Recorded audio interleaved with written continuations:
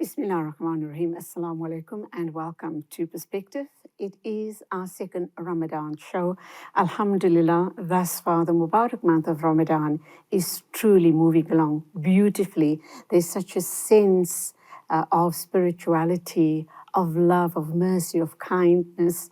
And I'm hoping and praying, my dua is that all of those beautiful feelings will continue with us post-Ramadan. It is still the early days of Ramadan. As I have just indicated, it is just the second week of Ramadan. There's still so much to go through. There's still so much to cover. And we as Muslims practicing this Mubarak month of Ramadan, we have so many opportunities to put right what is wrong in our lives and support those weaker brethren of ours who may be struggling for whatever reason, due to illness, due to poverty, due to broken relationships, whatever it might be. This is the month of love. This is the month of mercy. This is the month of forgiveness. Let us open up our hearts and let us make a positive difference this Ramadan and beyond. And that's exactly what we're going to talk about on the show this morning with my first guest, and he is not on the show for the first time. He has been here before. He is Maulana Ebrahim Mokgabudi. Previously on the show, he was here to talk about the book he had just written. I understand it hasn't been launched as yet. It is a book on zakat. We'll touch on that very briefly, and then we'll get to the heart of the matter, and that, of course, is the Mubarak month of Ramadan. And for the purposes of this show, we're going to focus on the aspect of akhlaq, why it's so important for us to practice that particular concept in the month of Ramadan. And I will keep on saying it in Ramadan and beyond, because when Ramadan comes around, Allah subhanahu wa ta'ala gives us the opportunity to grow ourselves spiritually and otherwise. So let's get talking with Maulana Ebrahim Mokgabudi. Just to give you a reminder, he is a qualified community development facilitator. He is very passionate about serving the communities and continuously strives to figure out the best ways on how to end the vicious cycle of both spiritual and material poverty within previously disadvantaged communities. Alhamdulillah. May Allah subhanahu wa ta'ala accept all of his efforts. Assalamu alaikum to you, Ramadan Mubarak, and welcome to the program. Wa alaikum assalam wa rahmatullah. Ramadan Mubarak to you as well as to the viewers at home. Alhamdulillah. Keep us in your du'as, inshallah. I mentioned to the viewers just now that you have been in studio previously with me to talk about the book that you've written. I asked you off air, how did the launch go? But you've explained that it hasn't as yet been launched. Yeah. Just very quickly, just recap, what was the book about and why is there a delay in the launch? Yeah, the book, as you can recall, it was on zakah. So the topic of the book is zakah as a developmental tool, a South African context. So in brief, the book discusses elements of how zakah is such a powerful economical tool for Muslims. How can it uplift, like you read in my CV, that there's a lot of suffering, there's a lot of pain, there's a lot of, in South Africa precisely, previously disadvantaged individuals. So how can we use this tool of zakah, instead of just it being a handout type of tool, to use it in a manner that it actually lifts people out of poverty? It puts them in a position where they are dignified, they are able to fend themselves, and they reach sustainability. So this is what the book was about.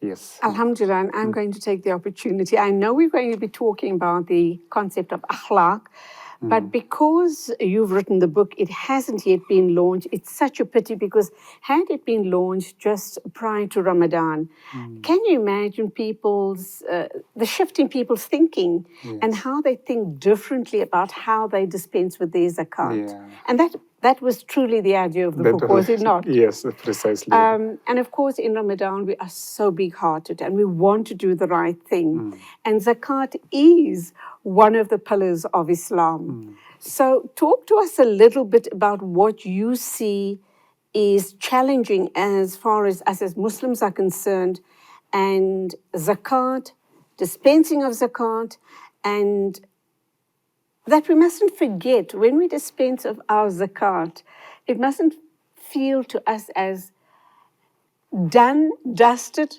I've done my duty and I need to move on. That's not where it stops, is it? Yeah, the thing about zakah, as you mentioned, there's quite a deep association with zakah and Ramadan. And that's precisely because maybe people feel in Ramadan we are more charitable as Muslims, you want to give, we've got a spiritual high, which is quite good. The challenge that comes about with this is that you would find there's a lot of influx of various charity things that go into communities during this month, whether it be food, whether it be money, whatever it is. But sometimes we miss the element that for growth and for empowerment, it's not sustainable only doing a lot of things in 1 month as opposed to the entire year or throughout a person's life until they reach such a stage where they are developed, they are on their feet. So while the charitable acts are commendable, they are there, but then if we just limit the aspect of giving only to the month of Ramadan, this is where it sort of conflicts or it goes against the spirit of what I've written in the book of zakah as a development. And as you know, development is long term. It's quite, it demands you to be there quite, or to be on the ground, to be present, not only once and then disappear. So that's where the challenge comes about with zakah being associated with Ramadan. You are associated with the organization SANZEF. Yes. They do amazing work.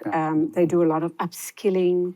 And this is targeted at our unemployed youth, disenfranchised youth as well, people that is youngsters that have fallen out of the system. And I think organizations like SANZEF allows them the opportunity to perhaps upskill themselves and an opportunity perhaps to be employable and make a difference in their lives. And here again is where zakah comes in. Also, as you've indicated, there's a flurry of overactivity in the month of Ramadan.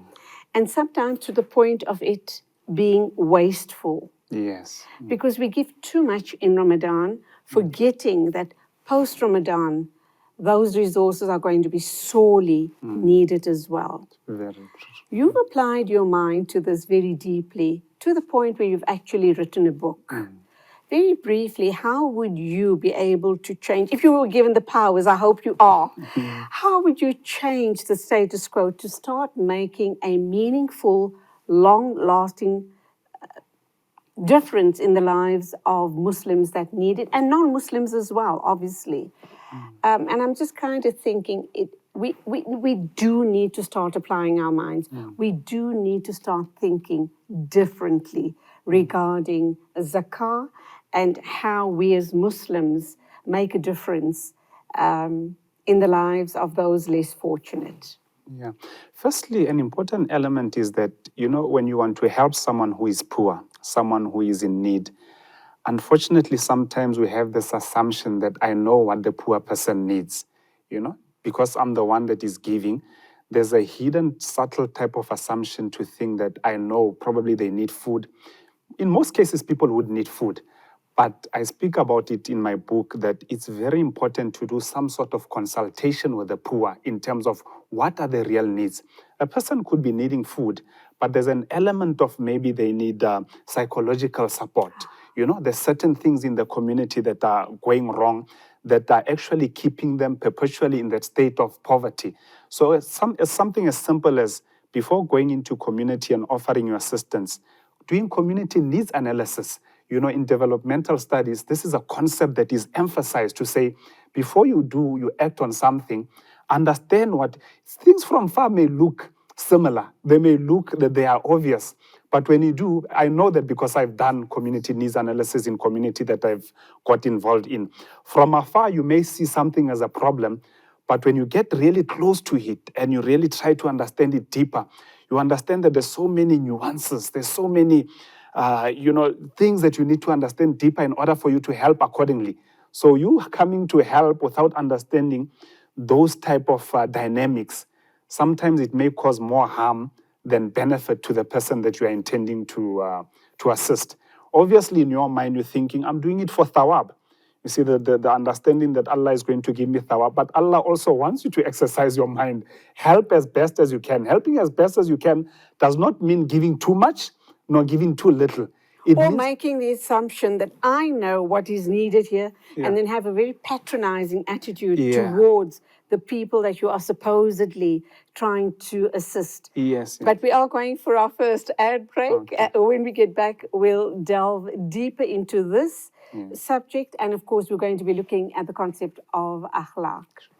My first guest, Maulana Ebrahim Mokgabudi. It's such a pleasure to be talking with him. I've engaged with him previously, and I know that he has so much of wisdom to share with us regarding situations in the townships, regarding the plight of our Black Muslim brothers and sisters, and also then give us a perspective, a different perspective on how we can be more proactive in supporting those neediest of the needy. Please stay with us. I truly am enjoying the discussion with Maulana, and I do hope you are too.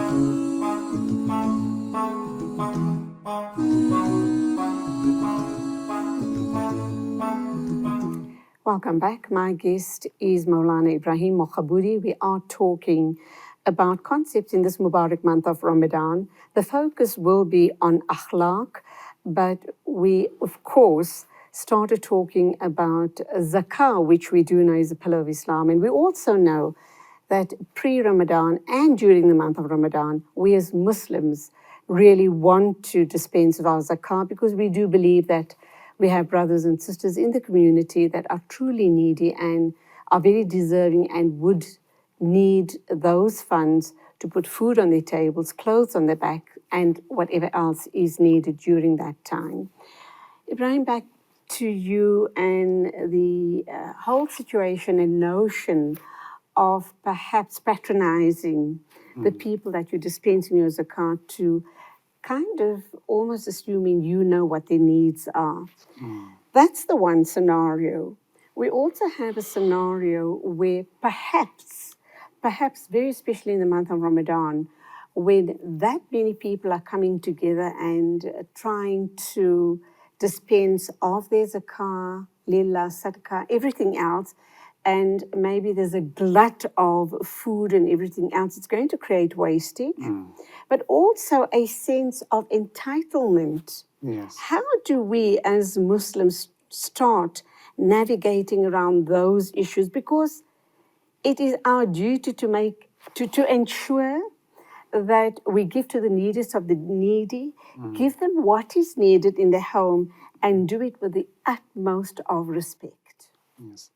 Yeah, so you touched on a very important point. I mean, as much as there's an element of patronizing, I mean, Allah Azza wa Jal states very clearly in the Quran, Ya ayyuhalladhina amanu, la tubtilu sadaqatikum bil manni wal adha. Naturally, as human being, when you are doing a favor to someone, you are giving someone something, there's almost that whisper from shaitan that makes you put yourself on a pedestal to think, you know what, I can look down at you. It's a hell of a battle. All of us, if you're not cognizant of it, if you're not aware at every moment when you're doing a favor to someone, this thing can be such a horror, and it can actually we allow our nafs to overtake us. It can actually become your nature. That's who you are. Whereas it was not initially your nature, but the fact that you are doing something to someone, you are doing a favor to someone, it just brings about that thing, and it creates this beast within us. That This superiority. is superiority. You feel so superior and almost as if you want to be really put on a pedestal, as you said. Pedestal, or to even to the extreme of thinking you own the individual, which is something which is very painful, and Allah completely warns us in the Quran. Don't spoil your sadaqah by constant reminder and other causing pain, causing hurt to the individual. You just gave someone something, tomorrow they're hearing that, oh, this individual, I'll help them with this, or even the way you give it to them. You don't give it with that sense of honor, dignity, intentionality. So that is one aspect. But then you mentioned about entitlement. In communities that I work in, the element of entitlement, you will find it existing. And why does that, according to my analysis and observation? It's because, again, it stems from the aspect of, okay, yes, zakah, that there's a thinking about zakah that is consumption-oriented. Meaning, just give it to the people to consume. It doesn't matter how they consume it, what's happening. Let them consume it. So the flooding of the money that comes. So that's why in certain instances, especially if you're in communities where there's a large concentration of poor non-Muslims and very few Muslims who are there. So they look at it from outside to say, oh, these people are getting freebies all the time.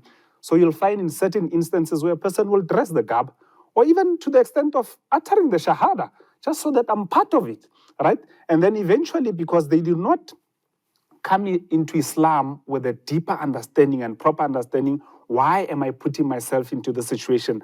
There's that element of, I'm here because I'm entitled to zakah. I'm entitled to those charities. I'm entitled to those freebies, which creates a very vicious type of cycle.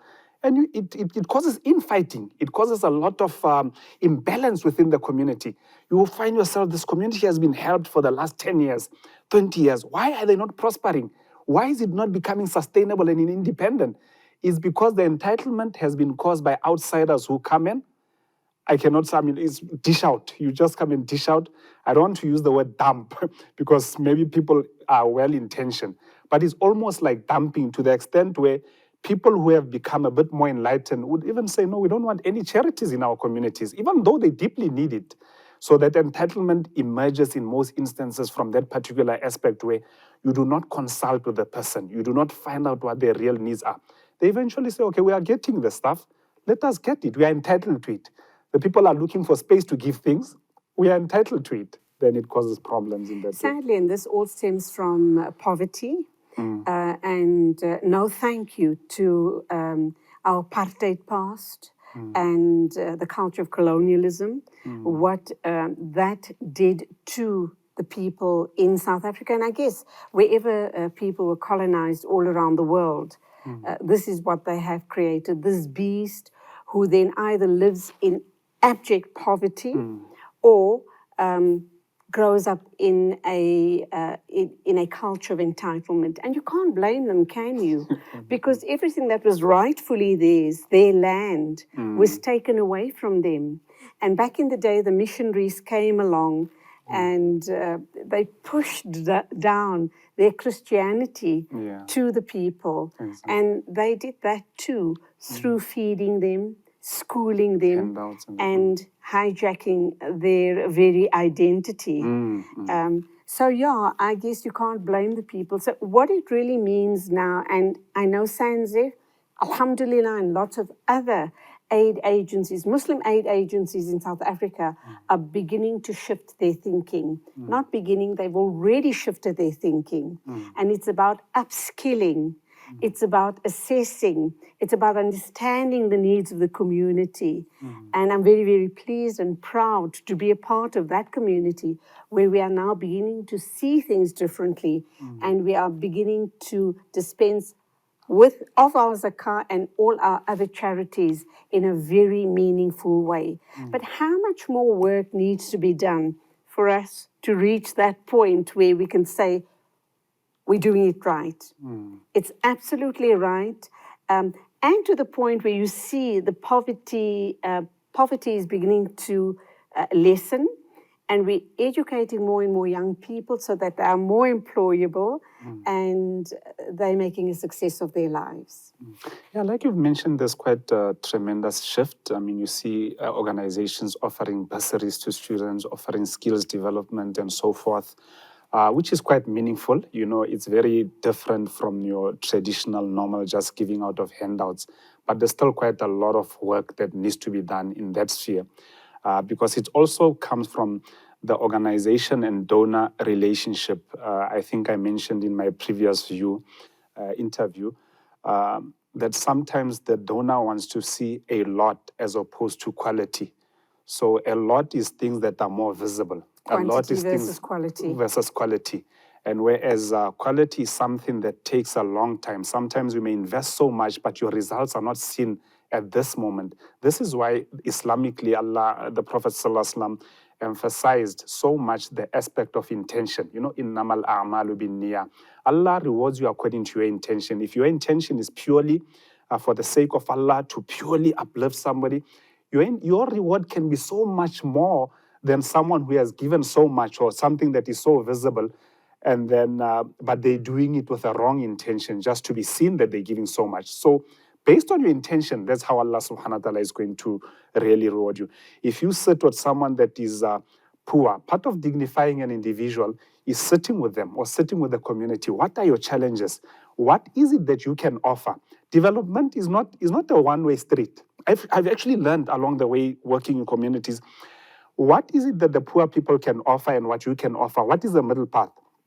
Don't think they only need. Even if someone cannot give money, they can give some sort of, they've got some sort of skill, they've got some sort of ability, they've got some sort of know-how, they can give physical work, something they can give.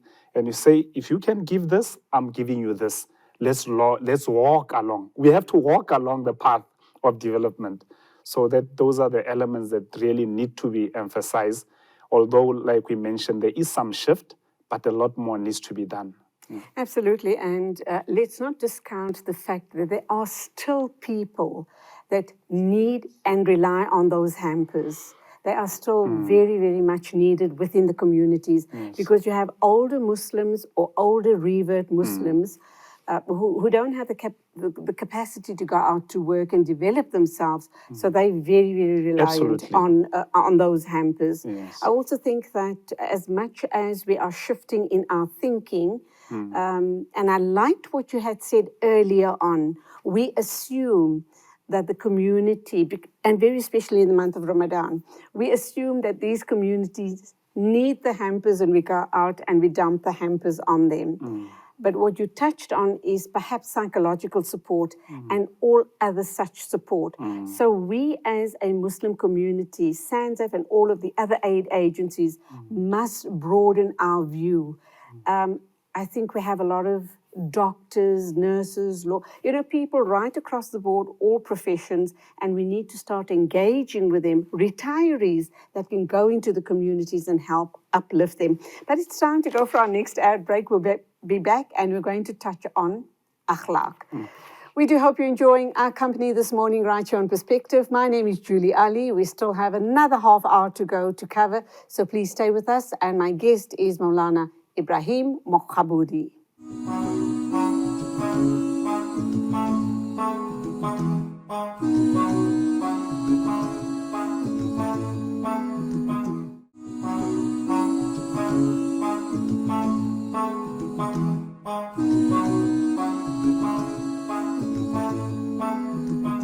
Subhanallah, we're in the second week of Ramadan, our second Ramadan program with dear Maulana Ebrahim Mokgabudi. We started off talking about the concept of zakah, and the reason why we started talking about that is because he has written a book on zakah. It hasn't yet been launched. Inshallah, he will give us a heads up when that happens so that we can all go out, get the book and get a deep understanding of our obligation as far as zakah is concerned.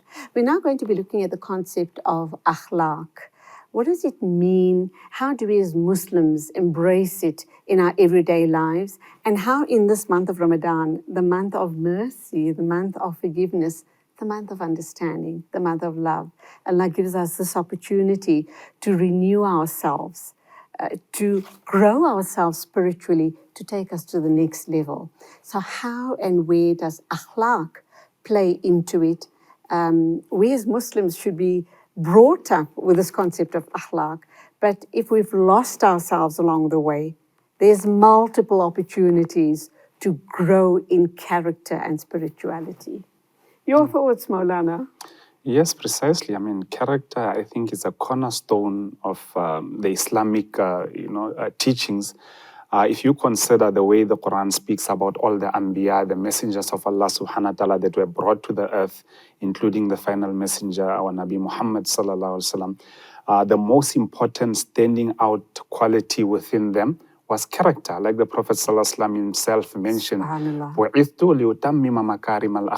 have been sent to complete moral character, to perfect it, to make it outstanding, to make it shining, because it's a very, very important element.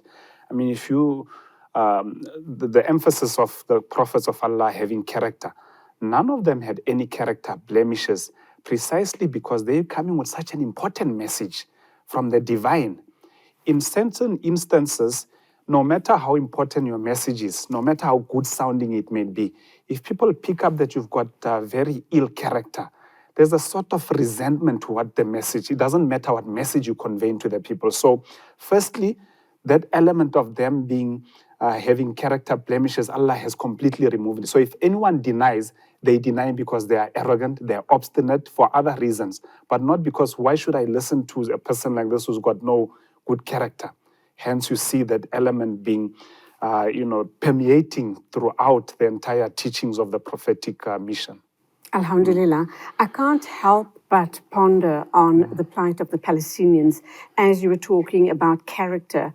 And the thought that popped into my mind was there are the most horrendous of atrocities being perpetrated on the Palestinian people, majority of them Muslim. And we here in South Africa and all around the world are enjoying a very peaceful Ramadan, alhamdulillah. Our tables are laden with the best of foods. And when you think about the Palestinian situation, and when you think about the talks, the supposed talks for a ceasefire, and the type of language coming out of the illegal occupiers' mouths, they refer to Palestinians as animals. They refer to them as being inhuman, etc., etc., etc. And despite all of the carnage that we see on our television screens, the Palestinians who have come to South Africa to talk with us, to talk about their plight, never has any venom come out of their mouths. We've talked with a lot of Palestinians online and in person in South Africa about their plight, and they still talk about if there's a ceasefire, we can still move forward and live in peace side by side. So look at their character, alhamdulillah. Really, really amazing. You know, there's a famous statement which says that every difficult situation introduces a man to himself. Meaning when you're faced with a difficult situation, in most instances, you will act according to who you really are inside, your character trait, your real self. So for a person going through so much pain, through so much difficulty, and like you're mentioning, they're able to maintain composure. They're able to say Allah is with us. You know, they are able to say a time will come when we are free. That is really, really amazing and something admirable for us who are, like you say, in a position of comfort, position of ease. Allah subhanahu wa ta'ala really imbibe those type of qualities within us because it really goes a long way. Because when you are tested, you know, you'll know a person who they really are when they are tested. In comfort, in ease, everybody can put up a persona of, you know, I'm a good person, you know, I'm not vulgar, I'm not this or that. But when you are tested, that's when the true colors show of who you are. And Allah subhanahu wa ta'ala reward them and bring victory sooner to the people of Palestine and bring ease and comfort to their suffering. Thumma Ameen. Just one last word on the Palestinian situation. I had the pleasure of interviewing Dr. Basil Abu Warda. He did a current tour of South Africa and he lost over 100 members of his immediate and interconnected families due to this genocide.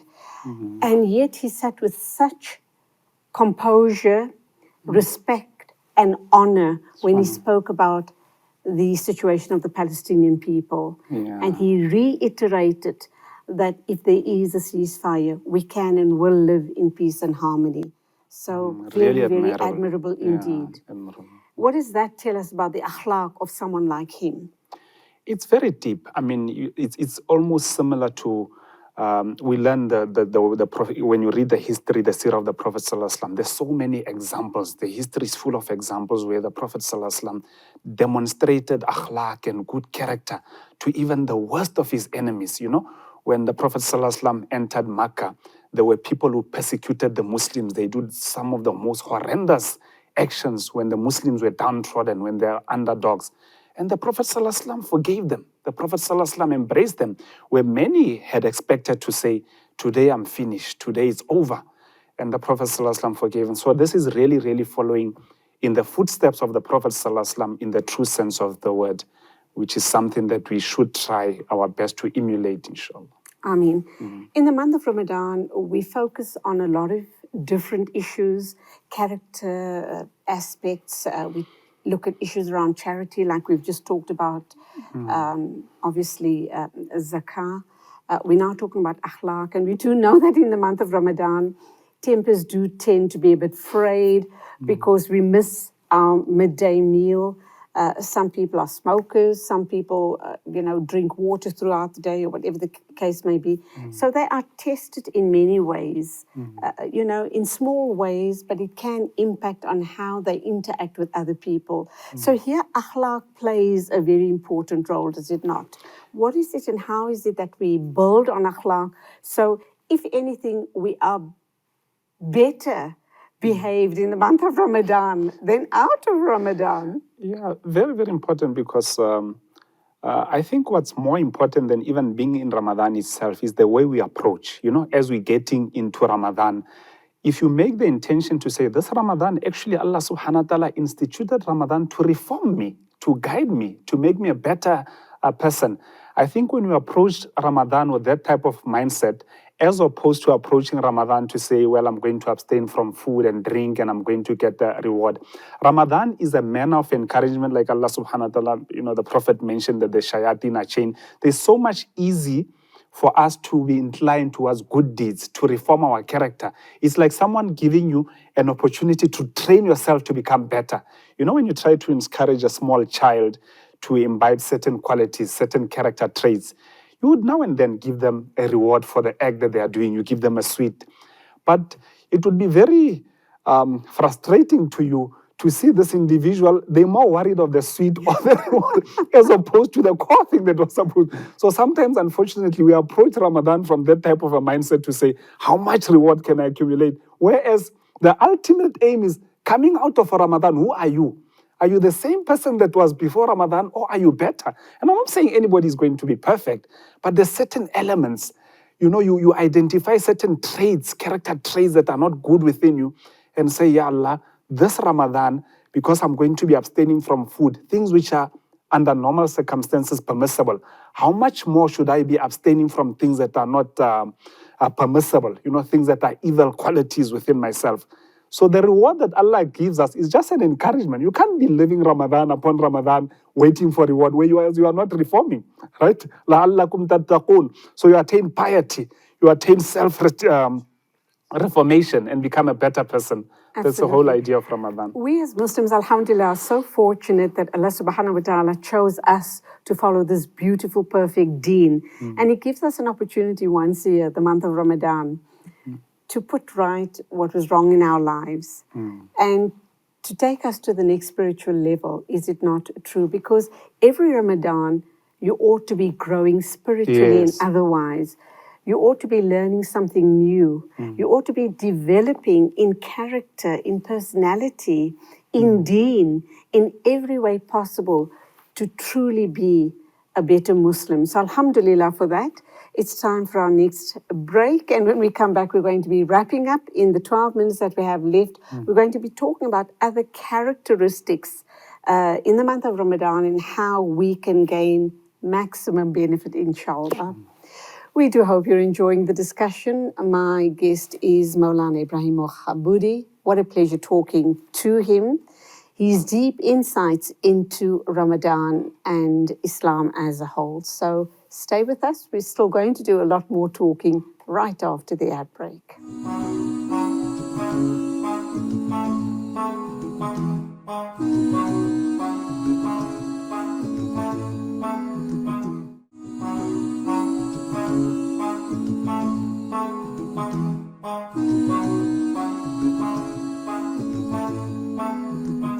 Bismillah ar-Rahman ar-Rahim. Welcome back. We are going to be doing the final segment here on Perspective this morning with Maulana Ebrahim Mokgabudi. Ramadan Mubarak to you if you have just tuned in. We're talking about akhlaq, how to develop akhlaq in the month of Ramadan and become a better human being.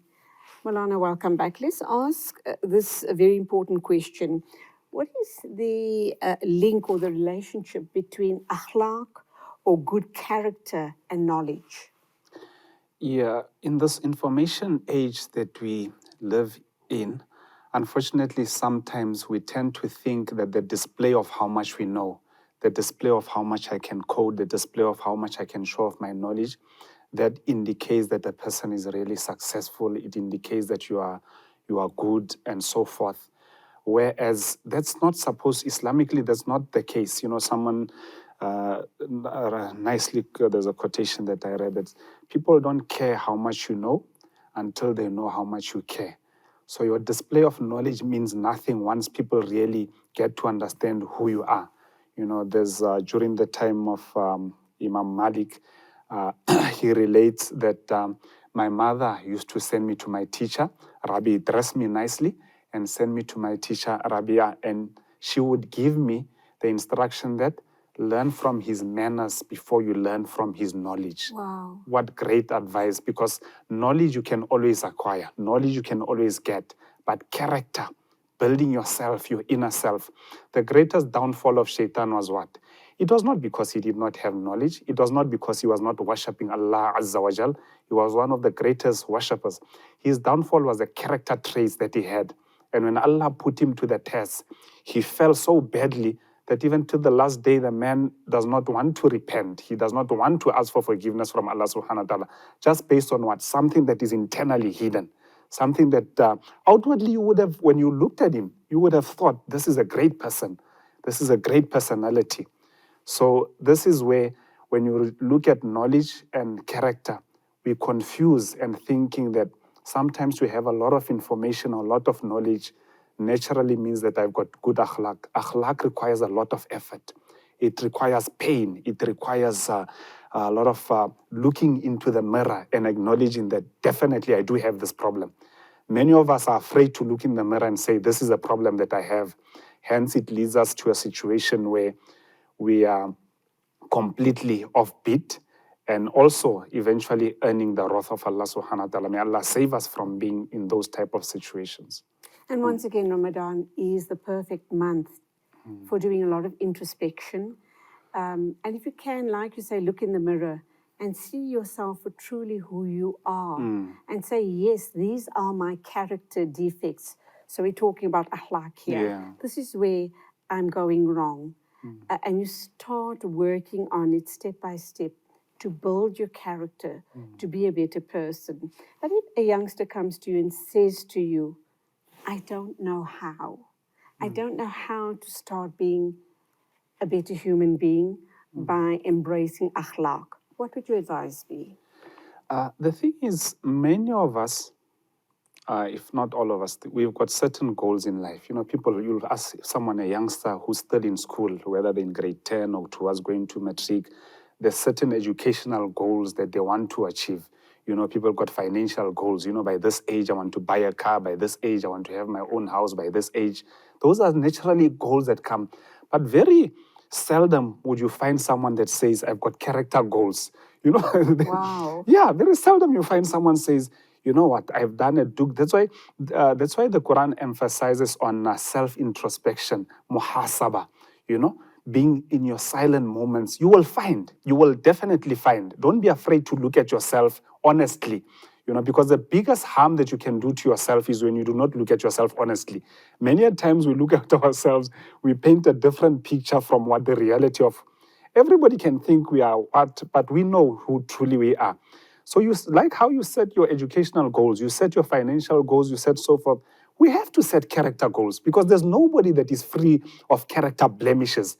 And we're trying ourselves to go towards Allah subhanahu wa ta'ala as less with as least bad character traits as possible. So set those goals, write them down.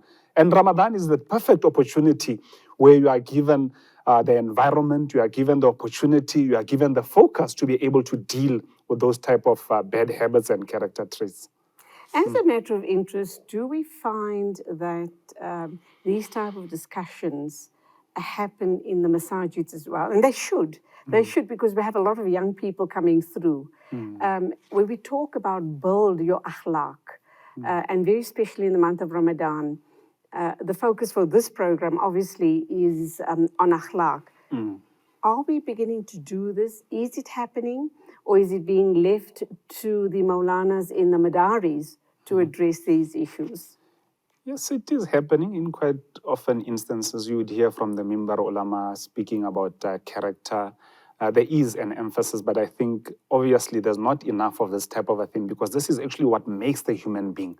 This is what makes you and formulates you. So it needs to be persistent, continuously happening more than what is done currently. Alhamdulillah. Let's talk very quickly about what you are seeing around you and the challenges for African Muslims in the township. And I know that you interact a lot with other Muslims in suburbs, etc., because of your work. Alhamdulillah for that. What are those differences, and how do you believe we can start bridging those differences? Yeah, so the biggest challenge is that sometimes we think that sometimes I may think I'm pious because probably I'm reading my 5 daily salah and probably other additional extra nawafil acts that I'm doing. But sometimes what we fail to realize is that people don't come and peep in the masjid and say, oh, mashallah, this sheikh, this Maulana is praying so much. People don't see the amount of dhikr that you are making, especially I'm talking about non-Muslims. People don't see the amount of Quran that you are reading. What they see is when you walk out there in the street as to who you are in terms of human relations, in terms of interacting with people. And that's how they define your religion. That's how they define who you are. People are attracted by the package of how we pack. We are the package of Islam, actually. So what they see is what they think Islam is all about. This is why the Prophet ﷺ emphasized so much on the aspect of character. Because I don't think you would like, no matter what a nice gift might be in a particular package, if someone gives you an ugly, dirty-looking type of package, what would be your perception? Even to open it, you wouldn't want to. No, absolutely not. So in a similar manner, we tend to think our personal ibadah, our relationship with Allah, automatically other people see us that way. Nobody cares about how much ibadah you make. That's between you and Allah subhanahu wa ta'ala. So in many instances, you would find people being driven away from Islam because of bad character that's being displayed to them. In fact, an incident that I was closely associated with where a lady became a Muslim. She was quite new, a weak Muslim. In fact, it was not easy for her to embrace Islam because her family were quite opposed to that. She was from the ZCC church. So myself and a colleague went and spoke to the family, gave them an understanding of what Islam is all about and painted the beauty. But it was still not. But eventually they said, if you like it, it's not a problem. So she became a Muslim and she was attending. But within those 2 weeks, someone said words which are most despicable. I cannot even say those type of words. This lady became so hurt, so demoralized. She left the religion. She says, if this is what this religion is all about, I'm better off being where I come from. At least there, even if you may say it's not a true religion whatsoever, but I'm a dignified person. I'm an honored person. And we try to convince her. She says, no ways. I've got more my self-respect, my dignity, my honor, and being treated like a human is much more important than me being in this situation for the rest of my life. And till today, she never came back to the fold of Islam. That's very sad. And Ramadan is also a month where we can really go out and do as much dawah as we possibly can. And here again, akhlaq is so very important. And I'm going to end off by asking you to respond that akhlaq is also a form of ibadah, is it not? Certainly. Most certainly, yeah, exactly. Like, I mean, people I mentioned would think the ibadah is your salah, it's your... The aspect of akhlaq is an important element of ibadah because that is what actually draws people towards Islam. That's what makes you a very good human being. That's what makes people... That's why I mentioned in the beginning, the Prophet ﷺ said, I've been sent to perfect morals, to perfect akhlaq. So it's definitely an act of ibadah. So don't think that, if I'm doing akhlaq, it is something separate from all the other acts of charity that I'm doing, the acts of ibadah that I'm doing. That is a wrong notion which should not be entertained at all. And finally, with 2 minutes to wrap up time, what is your very important message on the concept of akhlaq and this Mubarak month of Ramadan to all our viewers this morning? Yeah, like I said, I mean, we're going into Ramadan. Ramadan is an opportunity for us to do deep self-introspection. You hear quite often, towards December, people would say they're making New Year resolutions. People talk about New Year. When January comes, I'm going to be better in this, Ramadan is actually that for us as believers, where Allah subhanahu wa ta'ala is clearing everything out for us. Don't worry about too much food. Don't worry about the shayateen disturbing you. Don't worry about so much. All the things that normally would occupy you. Even hunger. Hunger actually humbles you. When you are hungry, you are in a state of supposed to be humble, and then it makes you reflect on the realities of the most important aspects of life. So it's an opportunity. So let's, while we are in Ramadan, even in the future, let's get into Ramadan with the mindset of what is it that I want to clean out within myself. If you do not make that intention, you are not intentional about it, Ramadan after Ramadan will come, and you will look 20 years back and say, what did Ramadan really do to me? If you only saw it as a month of, hunger, abstaining from food. Abstaining from food, yeah. And maybe extra, salah here and there, and thinking that's what Ramadan is essentially about. That's why we lose out on this most important month. So this is the time to build on our akhlaq. Yes. Maulana, it's been an absolute pleasure having you on the show this Ramadan. Keep us in your du'as. We do hope to talk with you again in the future. May Allah make it easy for all of us and accept from all of us. Assalamu alaikum to you. Barakallah. And there you have it, the concept of akhlaq explained to us by Maulana Ebrahim Mokgabudi. May you have a wonderful, fruitful, spiritually enriching Ramadan going forward. We still have 2 more weeks to go.